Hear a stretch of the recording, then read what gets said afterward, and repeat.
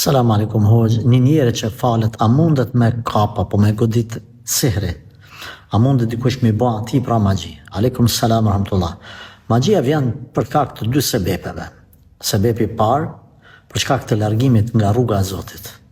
Njerëzit që nuk janë në ibadete, është e mundur shumë e mundshme që magjistari ose e gjini me ndiku të aj me magji. Kjo është lloji parë, sebepi parë. Edhe dyta është magjia që Allahu mund ta sprovoj një besimtar, ta lejoj shejtanin ose magjistarin me i bë magji, edhe pse kjo është i devotshëm.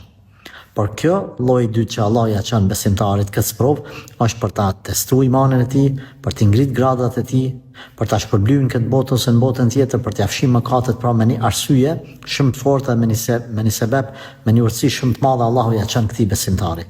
Përkundër llojit të parë që Allah mund t'ia çojë dënim atij. Çfarë është e kërkuar prej ne si besimtar, të marrim sebepet, që ndrojmë rrugën e Zotit.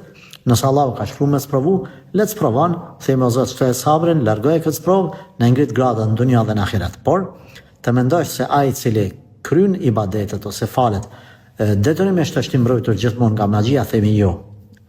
Është i mbrojtur nga lloji i parë. Domethënë që nuk mund me ndiku shejtani, magjistari, magjia te ai, absolut. Por përveç nëse Allahu don ekstra me godit ata për me testu për një urtësi të caktuar. Për një urtësi të caktuar. Edhe pejgamberi sallallahu alajhi wasallam 6 muaj ishte i goditur nga magjia derisa Allahu azza ja largoi ata.